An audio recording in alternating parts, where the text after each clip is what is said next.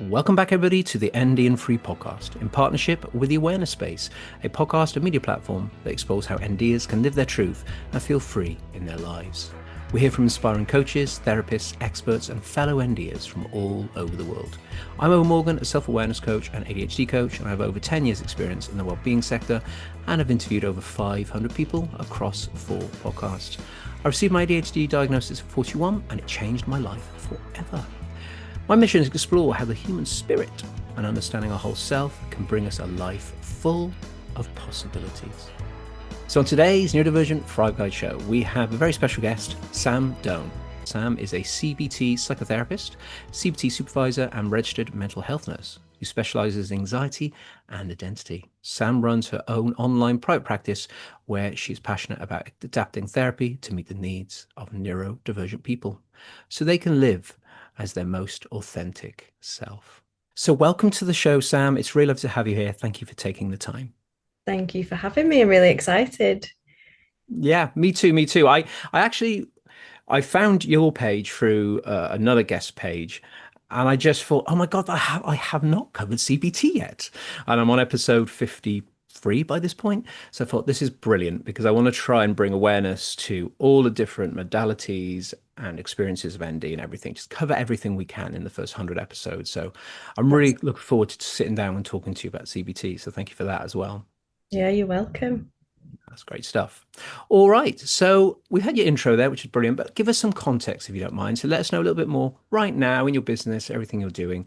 What does it look like? What does the average day look like for Sam and things along those lines? That's a great question. So I'm a CBT therapist and CBT supervisor with a background in mental health nursing. So it's been quite a journey in terms of getting to where I am today. So I run an online private practice and it is specialising in anxiety and identity.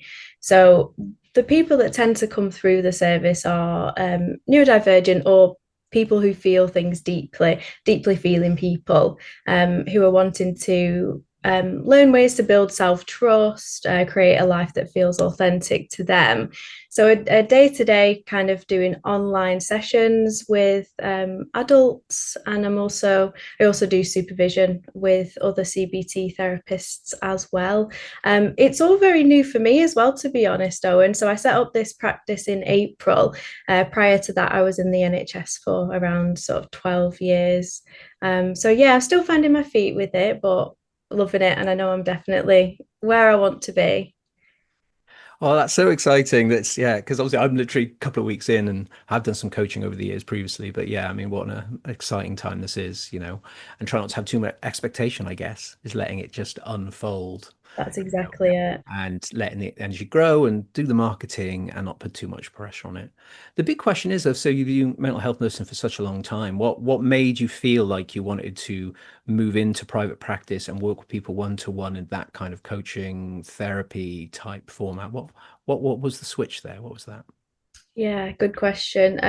So my experience has mostly been with children and young people. So in my previous job before coming into private practice, I was working as part of the NHS, but with going into schools and delivering CBT with children and young people. And I loved it. I've always loved working with children and young people. But I found that there was sort of a bit of a cap on how far you could take therapy with young people, particularly neurodivergent young people, because often they're just focused on getting through school and surviving the day to day, really.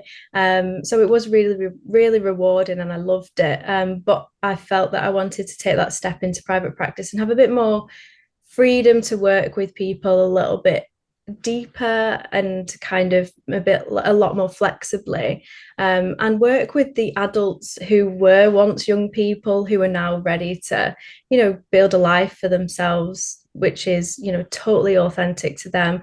And adults have that agency to be able to do that, so that was what inspired the step, really. Yeah, I can imagine, that there is so much. I'm not sure red tape is the right word, but there is only so much you can do up to a certain point, which is amazing. We need as many people doing it as we possibly can out there. And I guess, younger people engaging in private kind of practice in this way is probably a lot harder to sort of come by, I suppose. It's not something that maybe is in even their parents' headspace to think, oh, some private therapy work could be really, really good. So that over there is exactly where the help is needed. But the big question is, for me, I think, is knowing people that have worked within school systems as well, is the way you would deliver CBT in a space which has like a higher umbrella, if you know what I mean. There's tiers, and then you're on the ground doing the work. Is there restrictions in how you can deliver CBT there to what you can do in your private practice? And is that something that kind of excites you as well? Yeah, absolutely. And I think that the NHS, it's still a postcode lottery, to be honest. So there are some services within the NHS which are um, quite strict in terms of how they prescribe CBT. So, you get 6 to 8 sessions and that's your lot. I was really fortunate to have come from a service that was more flexible. But there was still some restrictions. And I think that sometimes the understanding within the NHS is a little bit behind where you need to be, where it is in terms of the evidence. And I think that's just because it takes so long for things to get through the NHS, because there are so many systems within there and so many people who have to okay it.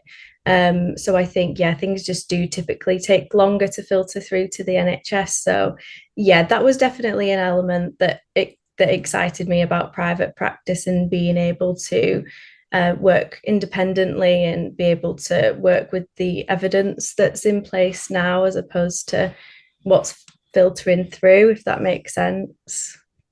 Yeah, it certainly does. And the main amazing thing is that CBT is fully recognized within the NHS system, and it's one of the key approaches, modalities they use, which is amazing. So it's good that they are willing to, it's not medicate everybody, and they're willing to bring these things in, which is incredible. Yes. But I Yeah. think so many people will branch out, maybe do both. So, do some private work where they can treat people in a different way into deeper levels, like you said. So, so important. And it's kind of similar with structures, isn't it? The structures are always going to be really important. But like with the DSM, for example, so it's very outdated, needs a lot of updating. And the way we assess, for lots of assessors for neurodivergence on the show, and we talked about this, is that the assessment to a point is okay, but it's actually missing 10 years. In the last 10 years, we've expanded so much more on our knowledge, but we can't use that in assessment. So then people aren't getting the right diagnosis because it's not including all the other stuff. So Yeah. the more of us out there, the better. Right, Yeah. that's all of the political stuff out the way. But can you tell us more about why do you care about neurodivergent people? It's a very important question. Why is that a population that you care about and want to support? Yeah, so there's a couple of things that come to mind. First one being my experience working in schools with children and young people. And I actually started working with neurodivergent people, well, young people, before I knew I was neurodivergent myself. So that's where the passion started, really. Because it was my role to go into schools and deliver CBT for children and young people for anxiety and depression. But what I found from that experience was that a lot, not all, but a lot of those young people who were coming through the service actually had signs of a neurodivergence, ADHD or autism, which was the most common that we would see. And there was a lot of unmet needs there. There was a lot of sensory overwhelm going on within the school, and the impact of not understanding their identity as well. Because being neurodivergent, it's a huge part of your identity. And so I think that lit the initial fire within me to, become passionate about working with neurodivergent people. And I became an advocate for young people, really, to be able to access support within school and access the assessments that they needed in order to get the answers that them and their parents deserved. So I kind of went on a journey alongside that as well at the time. So I got my diagnosis of ADHD when I was 28, whilst I was in this job. And yeah, just reflected on my experience of being undiagnosed for so many years and the impact of that. Um, it's just made me even more passionate about this group of people and wanting to support neurodivergent people to, learn about who they are and live a fruitful life. so to speak. Yeah, thank you so much. And quite often we hear that supporting other people, even if it's not in a professional manner, starts to unveil our truth live in the moment, which I think is really powerful. I mean, talk about the power of connection can lead us to discover things about ourselves. So really, really powerful. So what did it feel like? I always ask everybody this. So in that moment of diagnosis, where did you sit on the spectrum of, oh my God, my whole life's been a sham, to it's okay, I've got this, I've got my truth now, and everyone's a bit different. Where did you sit in that moment on reflection of it being so late on? That's a really good question. I think mostly relief, mostly positive. I think sometimes it can be hard to remember, can't it? I think when because I was on the waiting list for an ADHD diagnosis for about 2 years. So I think by the time I got my diagnosis, I'd already come to terms with the fact that I likely was neurodivergent. So I think I'd gone through quite a lot of those emotions already. And I think initially I experienced that kind of elation where finally everything makes sense. And then I think once that elation and that novelty does pass a little bit, then I experienced the, oh no, like this really does impact my life. Like I can see how this disables me, so to speak. And then I became quite hyper aware of all of the difficulties that were there that, you know, would always be there to a certain extent. So I think mixed bag, mostly positive. I think mostly I was just really glad to have that answer, and life has only got better for me since that point. So overall, it's been, really quite liberating. Oh, I'm glad. And later on, one of our finale questions is about your proudest moment when when you didn't realize and you think, how did I do that? Even though I was neurodivergent at the time. So we'll find out later. Watch this space, everyone. But thank you for saying that because that's actually quite powerful. This sort of sense of we struggled before, we knew, and maybe there's a level of struggle afterwards, obviously, but it's a totally different awareness. It's very unusual because you're like, okay, so I'm self-aware of it now. Oh my God, this is actually quite difficult, this environment I'm going to, or these people I interact with. And in a way, it's really empowering to be able to see it, but also it can be quite confusing. So you're like, okay, so I know and I can see it, but I still have to do these things. Now what? So sometimes there's something, I don't know, useful about not knowing, you know? Yeah. I just behave this way. But actually, when you know that it's not actually true to who you are, you're like, well, who am I then? AKA identity, the kind of work that you do. So I guess that is a big part of it, isn't it? It's trying to reset your identity after diagnosis, which I presume you're going to be seeing in your practice. Absolutely. Yeah, I always say it's like going through another adolescence because you're relearning how to be you. Exactly. And I think that it's been a year for me since, and I feel a lot more, I feel very authentic a lot of the time now, like I didn't before.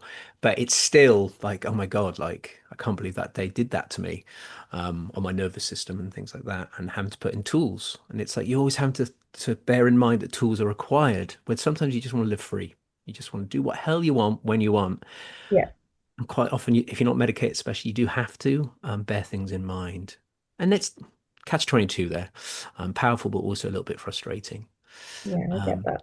so, yeah, thank you for that. So, what are the key struggles you've been seeing, whether it's the younger people you worked with or more recently? What are the key things that I know obviously you work with anxiety and identity, therefore that will show up.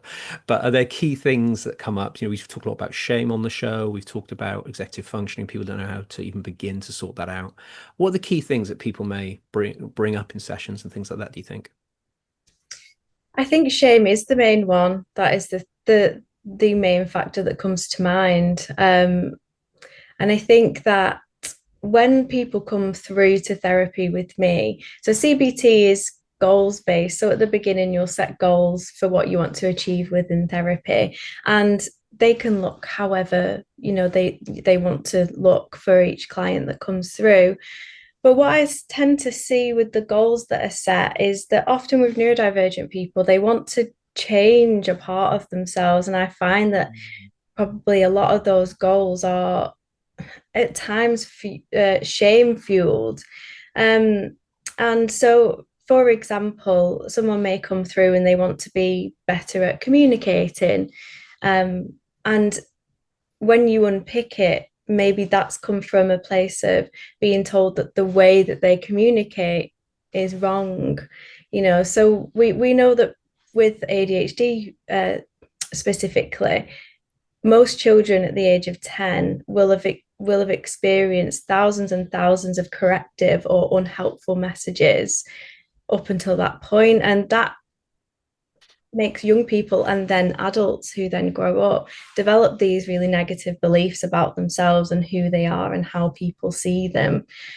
So I often see that those goals that come through are about, I want to be better at this, or I want to change this about myself. And there's that kind of unfolding within therapy where we can get to the point where you've achieved your goals, but it often doesn't look like how people expect them to look. So for example, with the communication, for example, just pulling one out of the air, it might be that they learn to accept their communication style and be able to advocate for their communication style, if that makes sense. So being able to say, I prefer to communicate in this way, by writing, or, by you just listening to me talk for a little while with limited interruptions. So often it's about that kind of other people meeting the neurodivergent person halfway as well. So yeah, I would say shame is the main one, and the main one that I work with, and it's all about working towards self-acceptance rather than changing who they are as a person. Yeah, thank you. That's a really good point, actually, about the goals that we may set for ourselves, especially in the coaching therapy space, is keeping it as expansive and as broad as possible. So if communication is the key element, that's the broad expansive term. We're using the word communication, and then not tunneling it into a very specific thing, which is the whole problem in the first place. Is that we've been told to specifically do something based on their needs or their desires or neurotypical world. So I quite like that. Yeah, sort of the overarching goal needs to be much wider, and but with the intention to still get there, because the last thing a client needs to hear is, sorry, you probably don't need that, we probably should be working on this. That's obviously not that's a terrible way to hold a space. But I think having that key thing but being expansive is really, really important, Yeah. which is amazing. So to hone all this together, I realize we've not even done it yet. What is CBT? Probably quite useful too. I know what it is. A lot of people know what it is. But if you can just give us whatever, as brief as possible, what CBT actually is. Yeah, of course. Yeah, so it stands for cognitive behavioral therapy, and it basically means looking at the links between your thoughts, your feelings, your behaviors, and your physical sensations. So it's a therapy that helps people to break down quite confusing experiences that they're having into manageable chunks and being able to see how everything all links together. And once you break it down, you can identify areas of change, should that person want to change, that is. But yeah, there are three different waves of CBT that have supported it to get to the place where it is now. And there was wave one, which was the behavioral side of it, which meant that if you change your behaviors, you can change your life. Wave two was more about the thoughts and how we can influence our lives by our cognitions. And then wave three, which is where we are now, it incorporates acceptance and context. And what that basically means is that we have to acknowledge that there are some things within our lives that we need to accept, or it would be helpful to accept, rather than be working towards change or symptom management. And also acknowledging the wider context as to how the context has influenced someone's situation in the here and now. And I think that's so helpful for working with neurodivergent people, because there is a lot of acceptance within the neurodivergent journey that is needed, accepting that this is the brain that I have, this is who I am, and also acknowledging the wider context as to how society really has influenced them in their beliefs about themselves. Thank you. Yeah, thank you for the update as well, because I've been in the industry 12 years now. So yeah, it's nice to see that, yeah, how it unfolded like in those different ways, because a lot of what you're talking about there feels a little bit like reinforced loops. So Mm, we have a thought about ourselves, whatever leads to a behavior. The behavior reinforces what we thought was what we just said. So we get stuck in these loops, and it's trying to find space and a gap in that loop, just so we can just get in there and say, can you see? And they're like, oh my God, yes, I can see how I'm reinforcing that. And I guess that's a big problem, isn't it? That if there are deep belief systems as well, it will reinforce thoughts and the way you behave. And until we break the cycle, it's going to be a willpower at that point, isn't it? Willpower and really trying to stop, which actually isn't very useful. You need to realize why you're doing it and how to break that loop, I guess. That's exactly it. And these cycles, these loops have developed often as a survival strategy, but they're outdated from often childhood. So you can sort of reprogram, in a sense, how you respond to things just in small little ways, and learn that those previous patterns that you once relied on, you no longer need. And actually, you can be empowered to sit in the driving seat of your own life, really, and be able to, yeah, sort of carve out the life that you want. I love that. And we're big advocates on the show for this. You said it there. So reprogramming, resetting, rewiring. Yeah, And we're not saying that you completely transform into a completely different person and you've got a factory reset, because that's not a thing.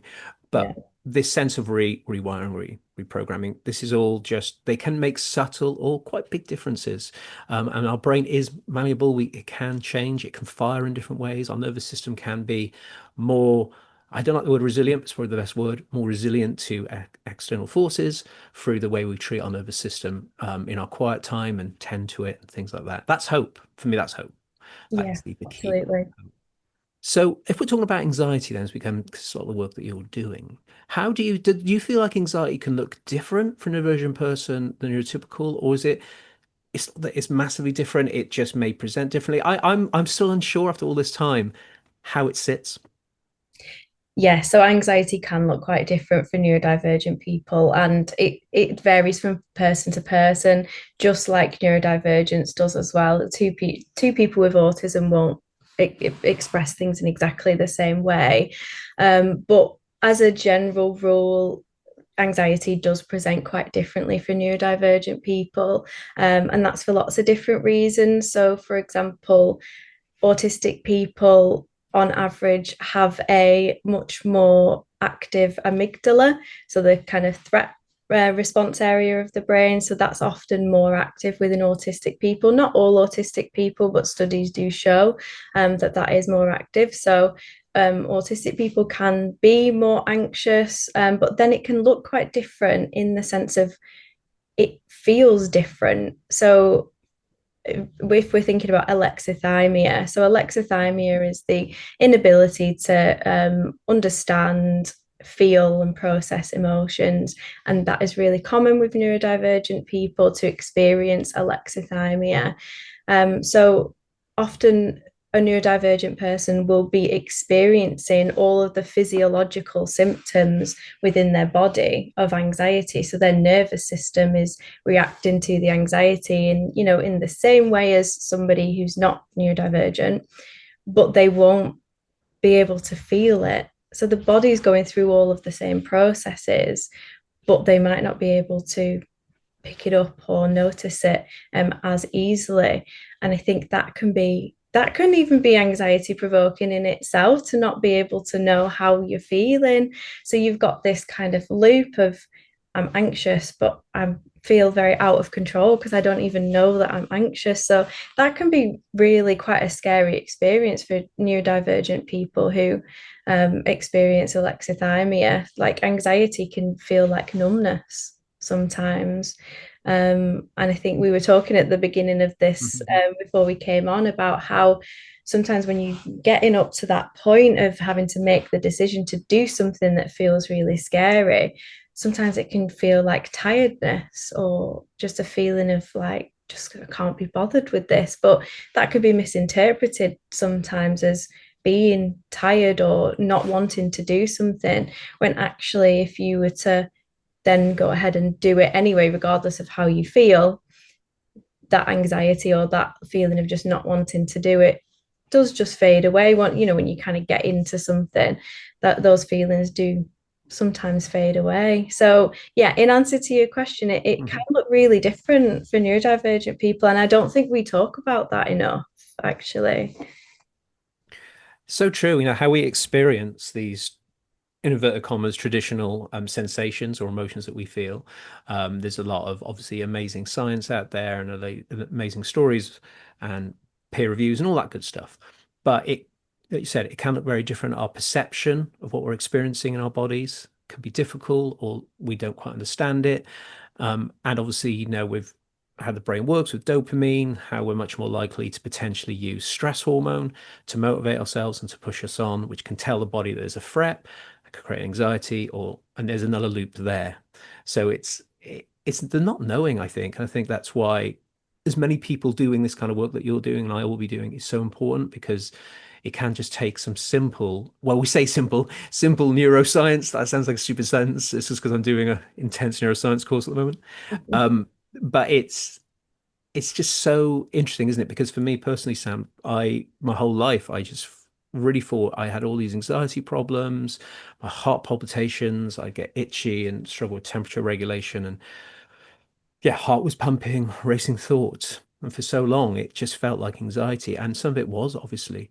But since my diagnosis and doing all my research, I'm starting to see and realize over this last year, so much of it is sympathetic charge, because I'm constantly going, my brain constantly wants some sort of stuff coming from the outside. My poor body is just like, please stop getting really, Mm, get hypervigilant, maybe a little bit shaky. My body needs me to ground and to squeeze to get myself back into my body. And a lot of it was anxiety, but I'm sure a lot of it was just overstimulation, not realizing that I think it's normal to walk around with a telly on my phone and then to listen to music because I have racing thoughts and it's easier to quiet them down. But all of that noise, mm. sound, so it's knowing the difference. It's very similar. Overstimulation and anxiety, which was which. But I was told I had major anxiety problems. No one would ever tell me about my nervous system and how I was treating it. Does this kind of like make sense? Yeah, absolutely. And I think, we've talked there about alexithymia and how it can feel like the body feels anxiety less, even though the physiological symptoms are all still there. But then there's the other end of the spectrum as well, isn't there, of the overstimulation, where it just feels like there are so many things running through your body. And that is what we can see quite often, is that emotions are so much stronger for neurodivergent people. And yeah, like you say, that can often go misdiagnosed as well. In terms of that sensory overwhelm, overstimulation, it is a difficult. I say difficult. It can be tricky to unpick it all, in therapy, of what's anxiety and what's overstimulation. And I think, yeah, it's not easy. It's not an easy thing to do, particularly if you're, kind of doing that on your own as a neurodivergent person, and wanting to categorize everything. It that can be really overwhelming and confusing, like you said. Yeah, and as you said that, I thought, I guess in the end, it's our needs that matter. So it's not about maybe figuring everything out sometimes. It's what do I need? What have I done that goes, ah, and my whole body is like, okay, we got some information there. There's some truth there. We know that that particular thing you just did really grounds you. And those needs are going to help your nervous system. So it's building up this sense of who you are based on what you need, not who you think you are Mm, necessarily, which is also very important. Our internal monologue, our inner critic is something to work with. But if we know, is it water? Is it being outside? Is it feet on the ground? Is it fidget toys? Is it having a lie down? Is it yoga? It's just if we can discover our little needs kit, I guess, we may be mm, able to give our nervous system a chance to actually do its own thing without having to like back us up because of what we're doing to it, if that makes sense. yeah.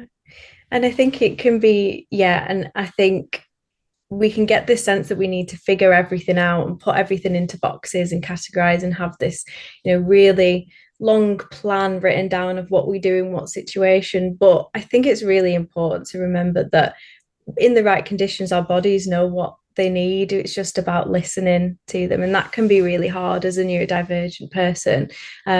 But over time, once you become in tune with your body, like you said, your body will tell you what it needs. I think it's just really difficult with a lot of people's upbringing in terms of being neurodivergent and maybe not being supported to tune in to what their body needs. That gets disrupted. But I think recovery from anxiety, if we can call it recovery, or learning to live with anxiety probably sounds a bit better. Learning to live with anxiety is about, it's just about listening to the body. That's where I would Mhm. bring it all back to.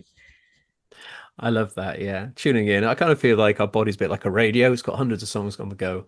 We just need to just tune into one particular station and deal with whatever that needs. Yeah. Nice analogy for, I know everybody can speak an analogy, but I love it.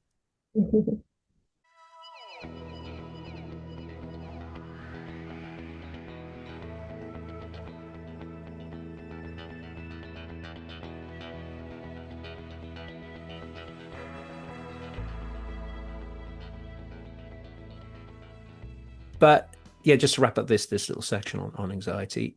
So as far as I'd love to know what you think about thoughts here. So we may have a belief system about something we can't do. All right. So say it's and it's ND related. So our neurodivergence says that we can't do this. I guess that it's hard to know what is a factual, truthful statement and what is a story, maybe being given to us or something we've cultivated. Because sometimes, as with neurodivergence, we really probably shouldn't be doing or interacting in those environments based on our brain chemistry. So, how are we going to determine between what is a truthful statement, which is honoring ND, and what is just a story? I guess how would you unpack that? Sorry, I put you on the spot here, but it's something I'm very No, fascinated by. it's an interesting question, and if I was working with somebody and that was the question, my answer to that would be you can do anything that you want to do. So a neurodivergent person can do anything that they want to do. But if it's something that, would be quite challenging for them, they might need some adjustments or some adaptations in place in order to do that thing. There are neurodivergent people who are traveling all over the world, but they do it in really specific ways that suit their brain. So, for example, I have a loved one in my life who's going around and they've got a special interest that they go to visit in each country that they go to, and that really motivates them to do it. But they've got autism, and they plan out every single train that they're going to get, where they're going, what hotel they're going to stay in, and they've got lists of their favorite things that they've done whilst they're there.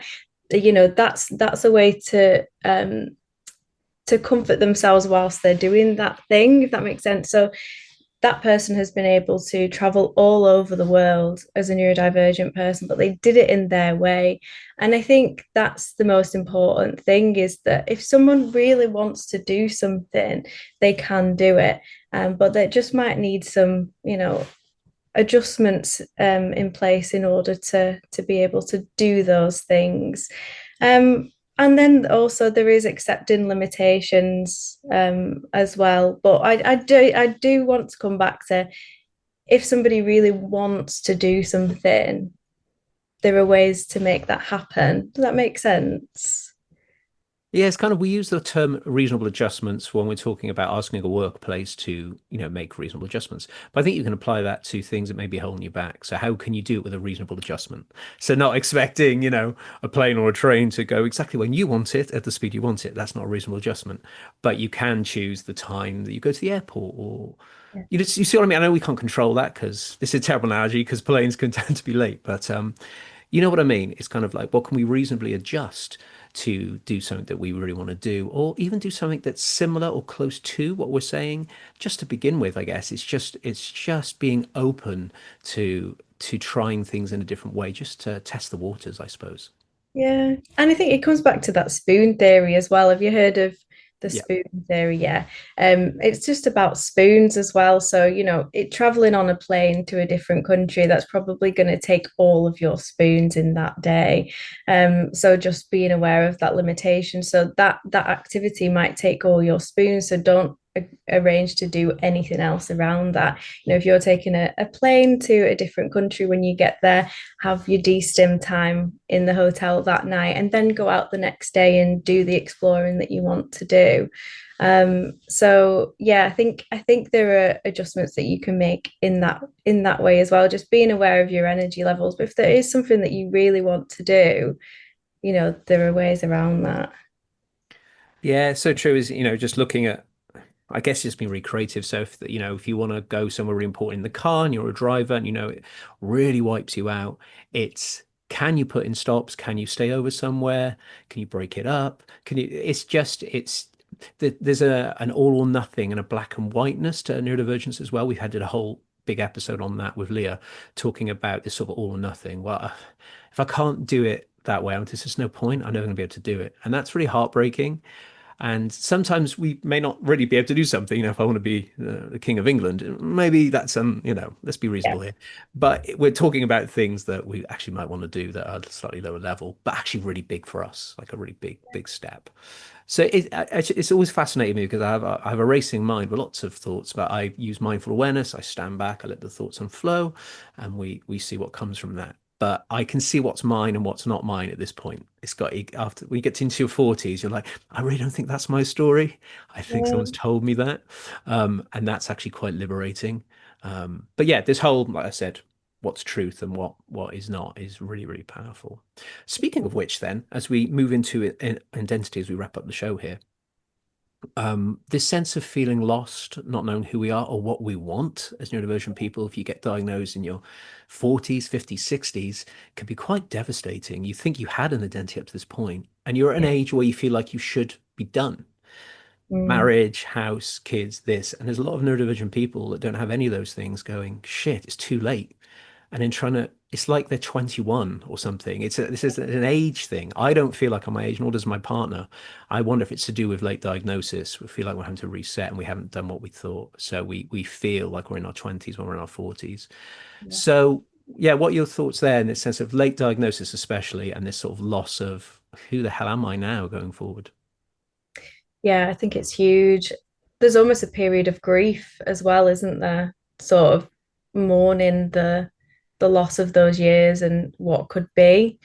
So I think in terms of late diagnosis, it's one of those experiences that you just have to let yourself feel the emotions for and know that all of the emotions that you experience in relation to that are valid. We can only get to the other side of an emotion by experiencing it.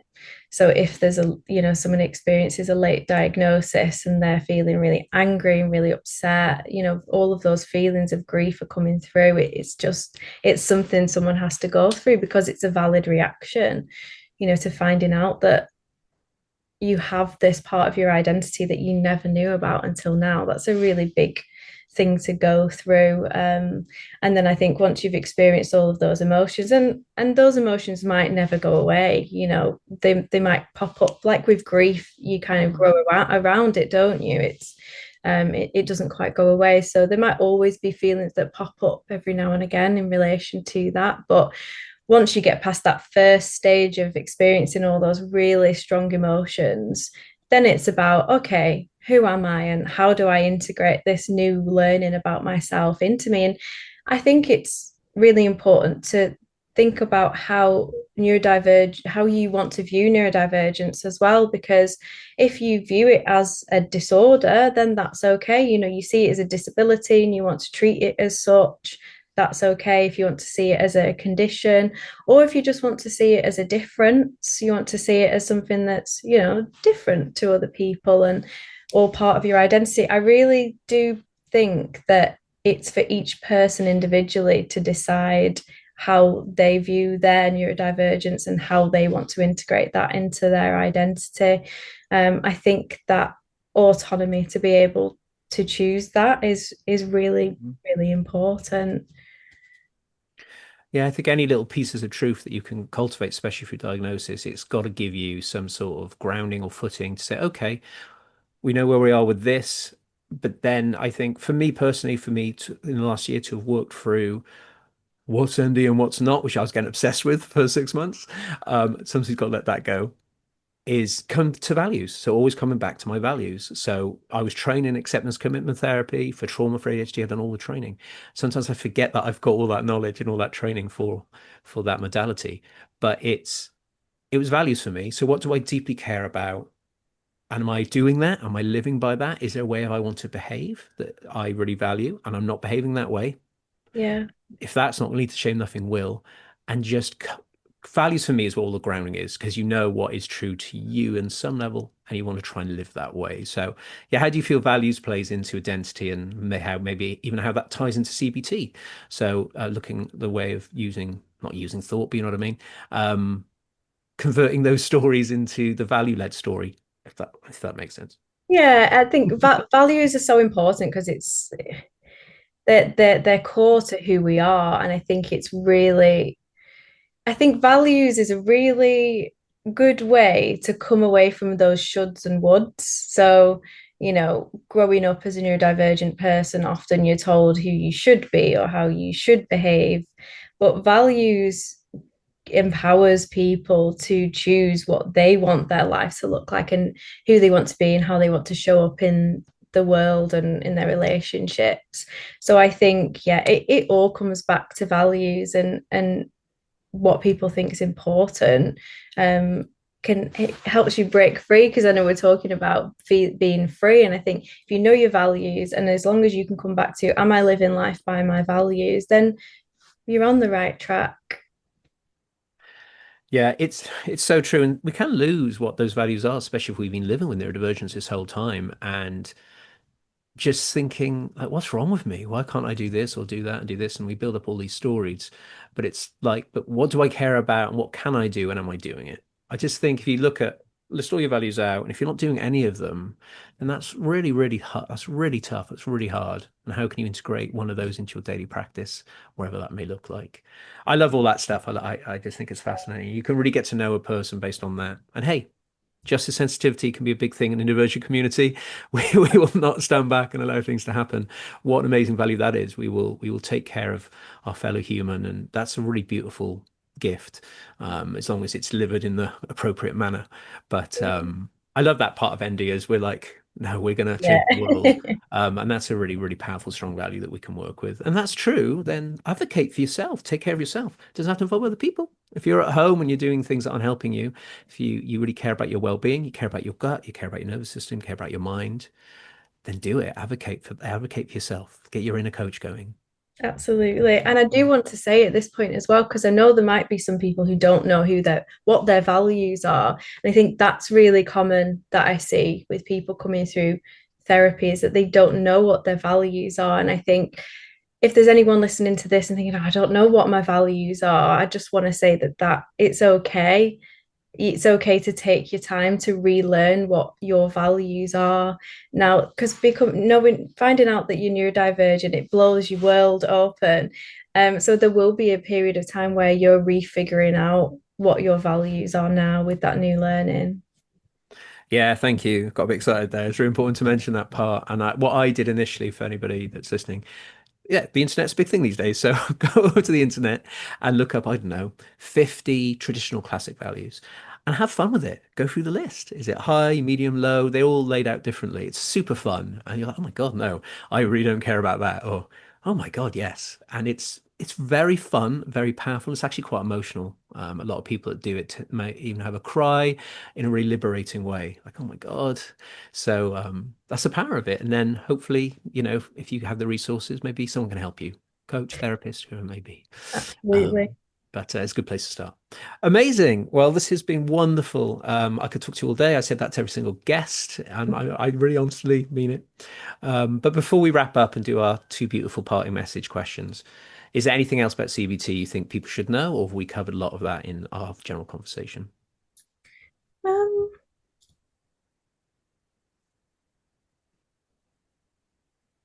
I can't think of anything, Owen. I think we've covered quite a lot of it.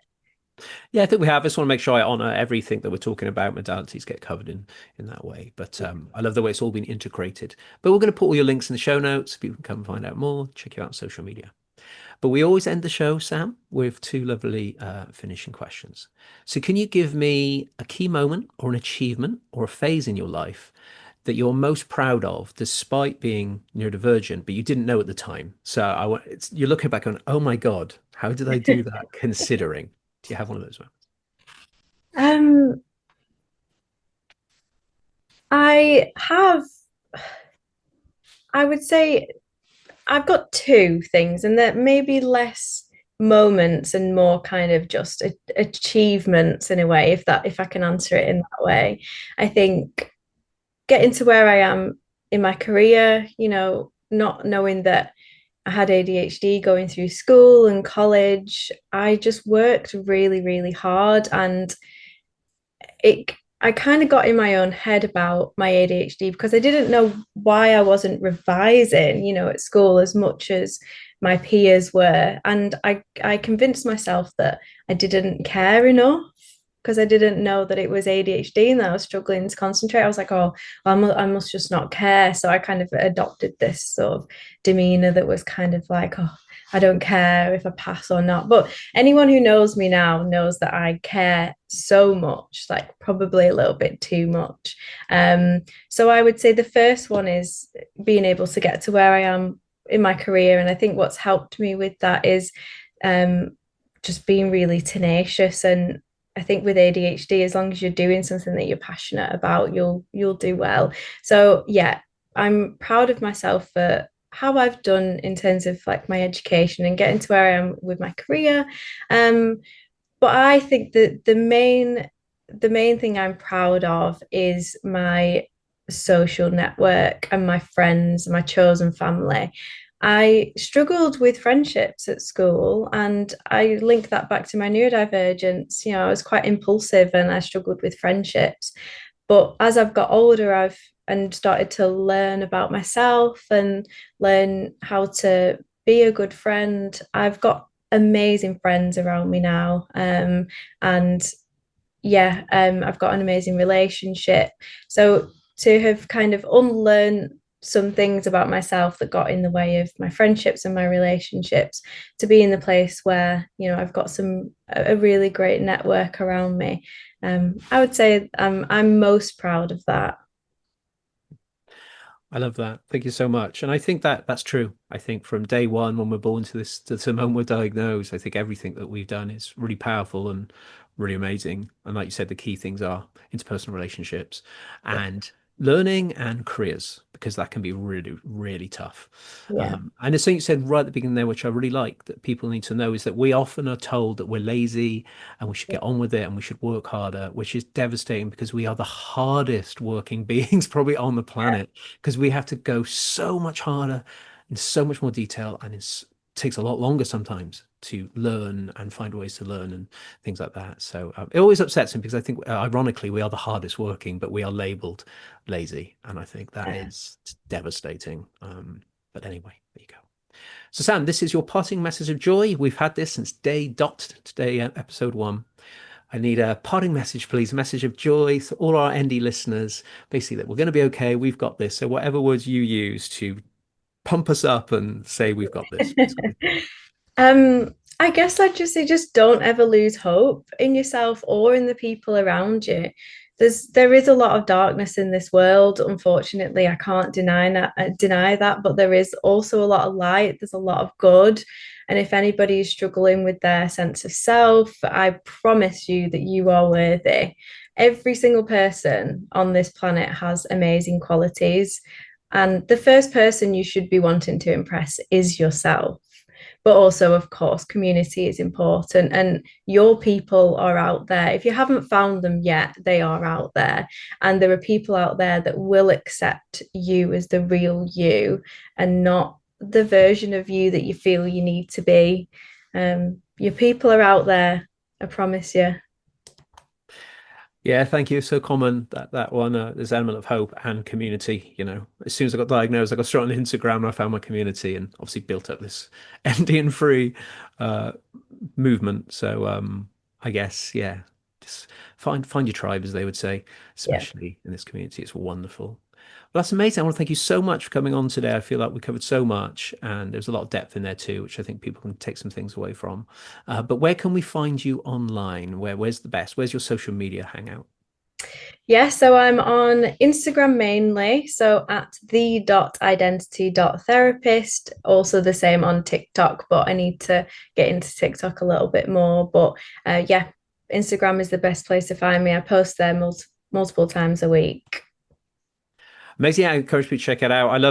I'm really into my graphic design, and I just love the vibe of your page. I like when people really, there's attention to how the posters look, and it just looks really nice. I'm just obsessed with that kind of stuff. So it probably drew me into the work you're doing as well. But I just want to thank you so much. I know this is kind of your first time doing podcasting, like a lot of my guests, and I want to thank you for taking the time to speak to me and the audience and share your wisdom with us. Lovely. Thank you for having me. It's been really good. Amazing. Thank you, Sam. Thank you, everybody, for listening. And we'll see you next time for more Neurodivergent Chat. ND and Free is in partnership with Anque Mushroom Gummies. Since my ADHD diagnosis in October 2024, I had been trying to find a supplement to help my struggle to focus, ease my brain fog, and help my overall energy. I'd been getting mixed results from multiple supplements until I came across Anque's Mushroom Gummies. So I removed all other supplements and began to take 2 of the delicious tasting gummies each morning after eating. By the 4th week, I really started to notice I could focus for longer and my brain fog wasn't anywhere near as bad. Naturally, they may not work for everybody, but I feel it's my mission to at least let you all know about these gummies. They include 10 functional mushrooms within them, including lion's mane, shiitake, and turkey tail mushrooms. With their non-GMO, gluten-free and filler-free gummies, they offer a tasty solution to an ND brain. You can order one-off pouches with 60 gummies inside or sign up to the discounted monthly bundles. Best of all, if you use my code ONM15, you'll get 15% off your order. Visit www.ankway.com, that is www.ankhway.com.